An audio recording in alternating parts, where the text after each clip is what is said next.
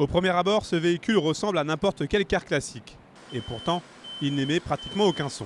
Sur la ligne Chambérino-Vallès, Transdev Savoie a donc expérimenté pendant tout le mois de mai l'utilisation d'un car électrique.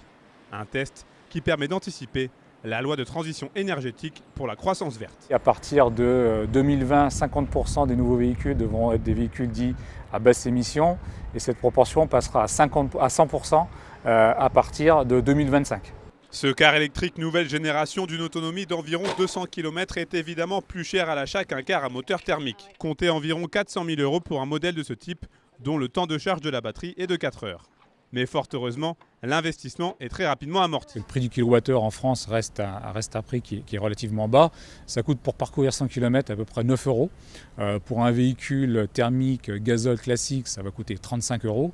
Et pour un véhicule au gaz, alors qui consomme un peu plus qu'un véhicule gazole, mais néanmoins le prix du gaz est moins élevé, on est aux alentours de 25 €. Ce jour-là, ils sont une petite dizaine de passagers à effectuer la liaison Chambérino-Vallès avec ce car électrique. Et tous sont plutôt agréablement surpris. J'apprécie le fait que ce soit silencieux et aussi le fait que ça sente moins mauvais quand les bus attendent l'un derrière l'autre le matin.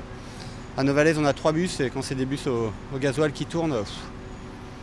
Il faut voir sur le long terme si c'est mieux au niveau environnemental, ça peut être un bon en avant.